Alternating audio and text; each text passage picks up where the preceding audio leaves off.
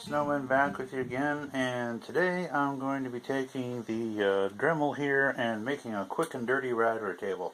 To speed up this video, I've already pre-made some parts. I've drilled the hole here with a Forstner bit, and I've made one of the very simple brackets, which I still need to drill the holes in, on the bandsaw out in the garage. So I'm not going to bore you guys with the silly details.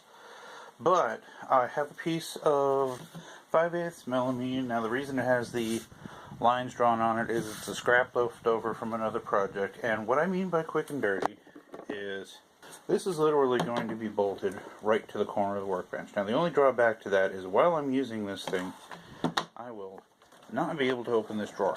So what I may end up doing at some point is cutting this thing and putting a big old heavy door hinge on it and a couple of clasps so I can swing it up and out of the way to get into that drawer. So, yeah, like I said, already drilled the hole on the drill press. It's going to use some really simple wood screws for hardware. And the thing that makes all of this possible is this little guy. Now, this attachment came with my Dremel, and the beautiful thing about it is it has the ability to adjust the depth of the Dremel. So, nothing fancy beyond that. And what I need to do is take this thing, drill a couple of holes in it, and then use this thing, the wooden piece, to clamp it down on the other side. So the whole thing, so flip it over, make sure the board's going in the right direction. It's going to look like this. Have it positioned right over the hole, and then clamped and then screwed down on this side. So that's going to make everything possible. I'm going to be able to set the height of the router bits so that I can do small projects like small boxes that I plan on making for everything from herb storage for incense and kitchen witchery to felt line boxes for crystals, jewelry, the like, and go from there. So my father and I would have a nice little hobby circular saw, a tabletop circular saw, coming in within the next month or so I can actually start ripping the small pieces for the small boxes that I make and making everything nice and happy and actually square. Something you can't really do on a bandsaw or a scroll saw. So, yep, more drilling more holes. Main thing is just make sure the holes are friggin' straight.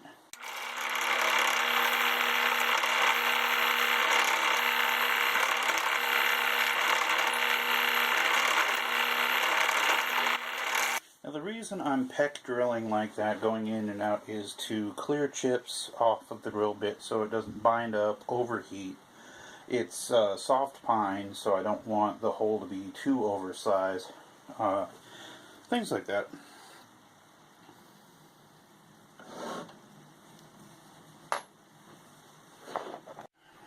Now that the holes are drilled, best thing to do, since I'm going to be using wood screws, countersink the head so I get as much bite into the melamine with the long screw as possible.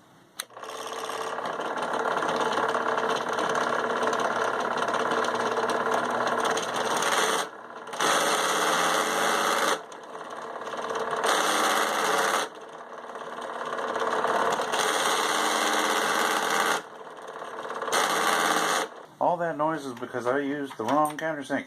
You ever just have one of those days where you think you grabbed the right tool, but yeah, didn't happen.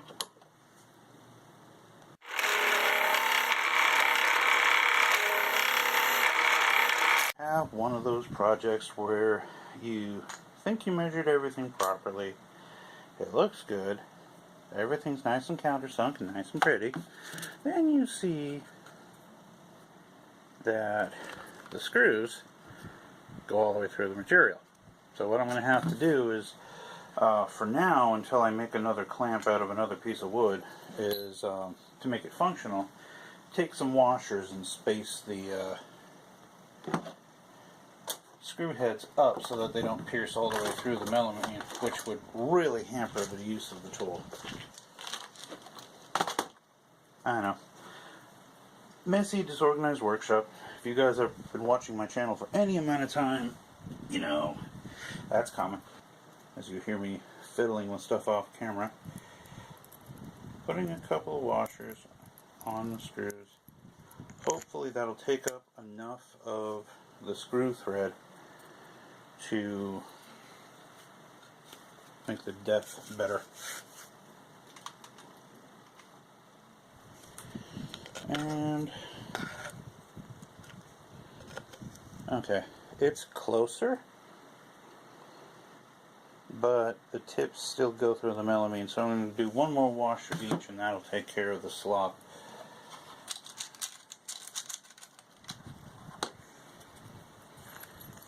Now obviously I can just cut another piece of wood, but for the sake of this video I'm going to do some, like I said, quick and dirty work just to make a functional tool and then go from there. It'll work. Now, need to drill this thing. I think what I'm going to do is just do it with a hand drill.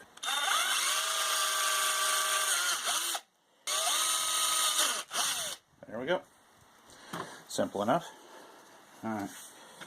Alright, now that I have all my bits made, I have to line everything up. So now, while I could ramrod these wood screws right into the melamine, they'd probably cause no problems at all because it is just a fine particle board with a plastic layer on it. I'm going to do a little bit of pre-drilling because these screw types, which are the only ones I have that are the right length, have a tendency to, the head has a tendency to strip out. So I'm just going to make my life easier and pre-drill.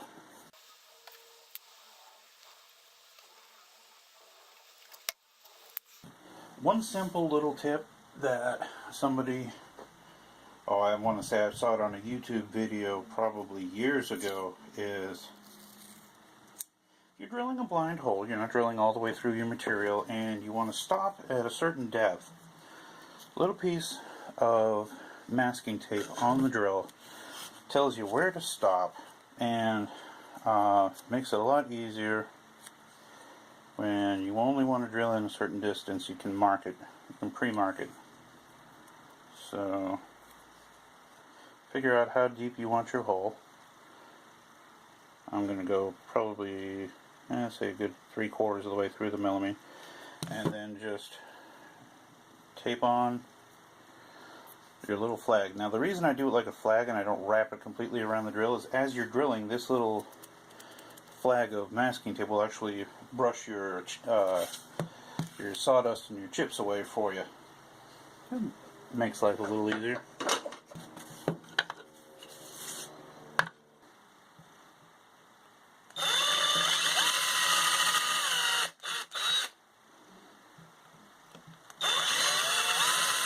Alright, holes drilled, piece modified, electric screwdriver handy because it's faster than a manual.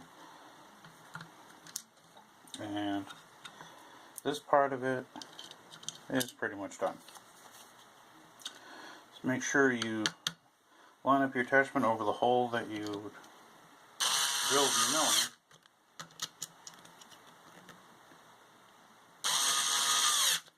And voila.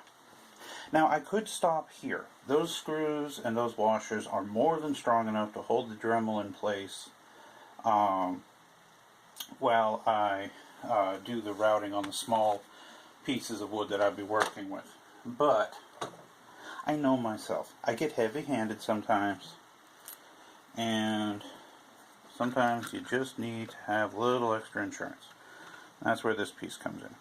Now, to mark my holes for drilling for the next two screws, I'm going to just position it over where it's going to clamp on, and then just hammer on the screws, and voila, you have marks there. Hard to see nothing. I didn't see anything. Alright, let's try that again. One more time with feeling.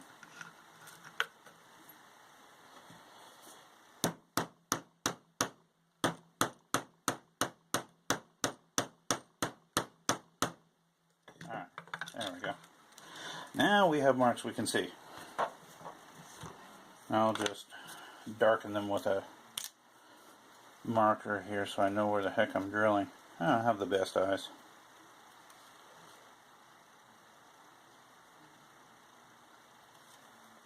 Alright, so same drill, no pun intended. Drill the holes out for the screw that you're using so that they still have enough meat to grab, and Bob's your uncle. Don't know where that saying came from. I want to say it came from England, but yeah. Drill, drill, drill. See, this one's going to have to go almost all the way through. Be right back. So, after going through all that with the wrong screws and the washers and all the rigmarole, yeah, even after 3 washers, it wasn't enough, and I poked through the melamine. So, oh well. Luckily, it's flat. It's not gonna hamper the use of it. But I actually found some screws the right length, and there we go. Life's easier.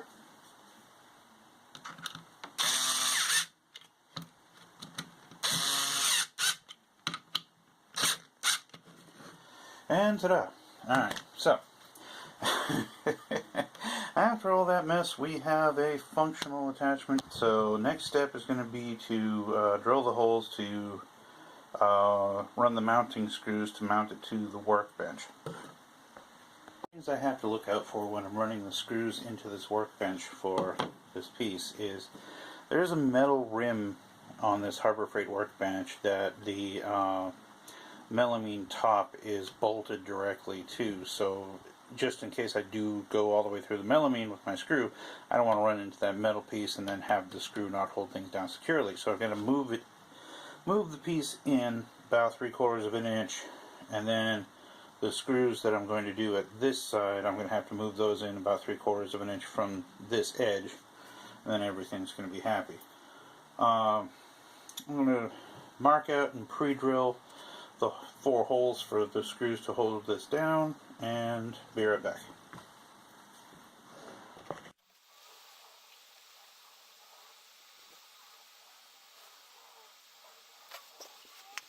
This Craftsman screw setting and countersinking attachment for any drill several years ago. I want to say at least 15 years ago, and it comes with this quick disconnect that you can put into your drill and just attach your piece, snap it on, and you can drill it, snap it off, spin it around, and kabam!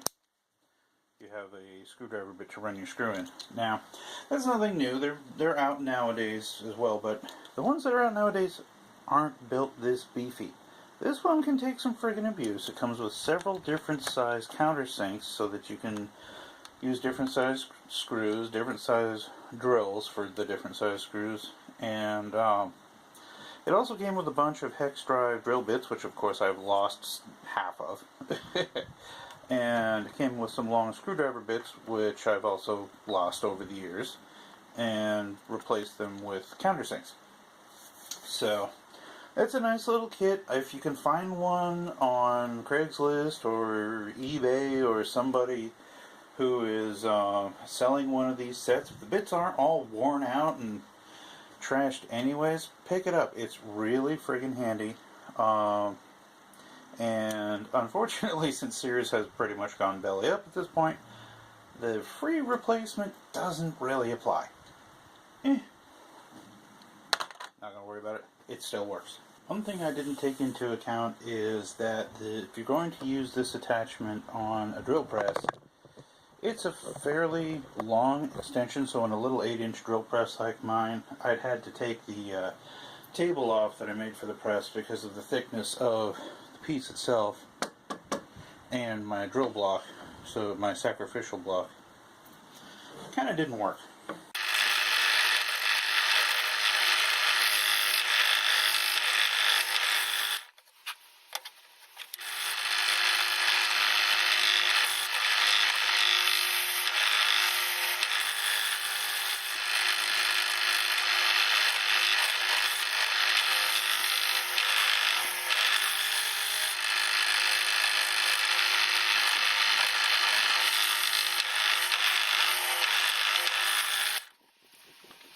fun part. So now I have my little round over bit in my Dremel for a router bit. I have the piece. Now it's all a matter of screwing the piece on to the Dremel and setting the height. Alright, so this is what I figured would happen. Whoops, if I can get it on camera. Focus. It's not willing to focus. Alright, if you look at it, the bit is sitting above the table, which is causing a problem. So what you do is you just loosen this thumb screw and lower your Dremel till you have it at a comfortable height. And we'll go with that right there. Okay, so there we go. Better position.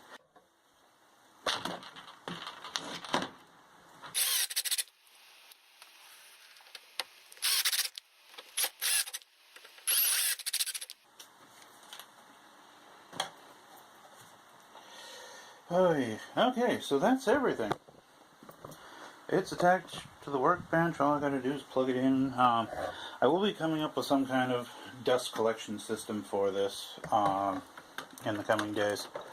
I have a little shop vac. I just need to make some attachment so it can do its thing. So.